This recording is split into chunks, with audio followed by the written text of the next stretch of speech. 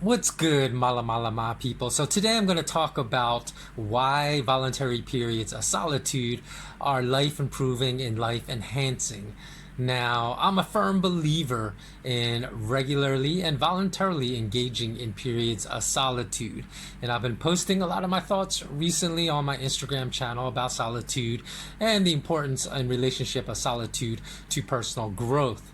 Now, solitude can come in many forms, whether it's early morning workouts before the sun has risen and the rest of the world is still asleep, to daily meditation practices in areas of your home devoid of all distractions, and even in the occasional extended voluntary solo holiday or vacation. Now, I think solitude is necessary because these provide the periods of our days and the periods every year that are absent of distractions that really allow us to engage in uninterrupted periods of self-reflection and self-assessment about the balance that we maintain in our lives among happiness, progress, and purpose in life.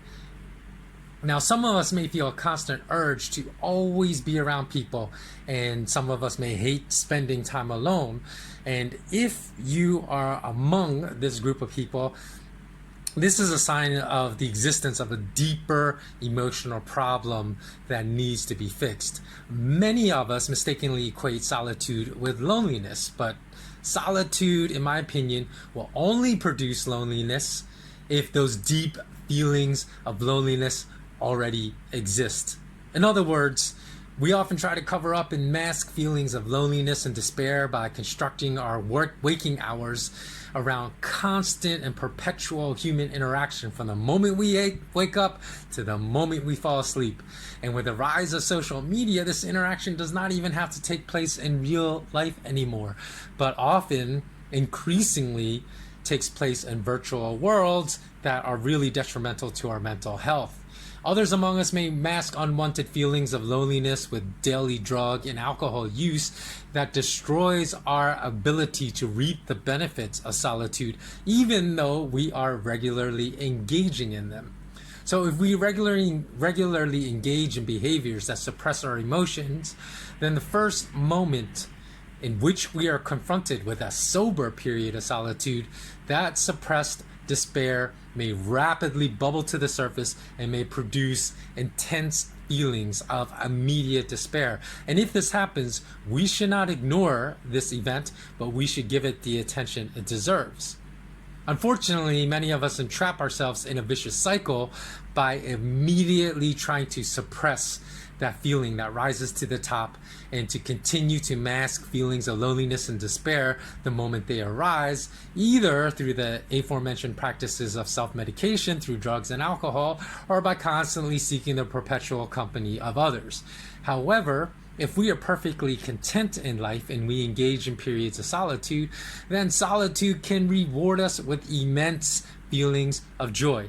Depending upon our mental state, we can be in the company of 100 people and still feel incredibly alone, or we can take a solo trek through the Annapurna Pass in the Himalayas, never see another soul for an entire week, and be filled with incredible gratitude, wonder, and joy. So loneliness and despair, it's important to understand that loneliness and despair are states of mind that cannot be fundamentally altered by the physical presence of others. Now, connection to other human beings is undoubtedly important to our mental health, but so is deep connection to our inner selves.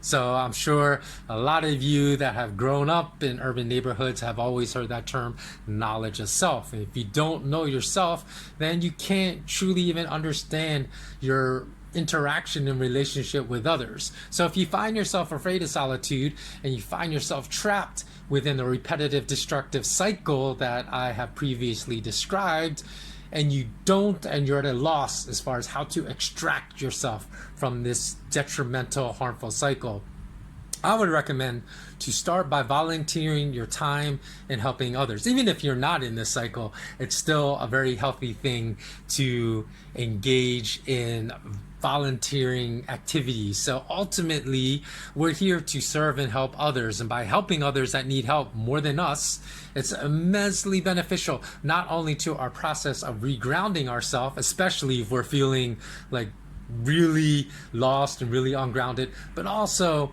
in the provision of the mental clarity we all need to, when we're lost, to find our way back to the proper path of our life journey.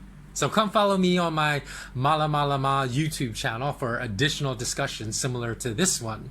And by the way, for those of you that don't know, Mala Mala Ma is a Hawaiian word that means clarity of perception and understanding. Something that I hope my brief message provided to you today. All right, that's all for today. Bless up, and always remember, remain intensely curious. So long.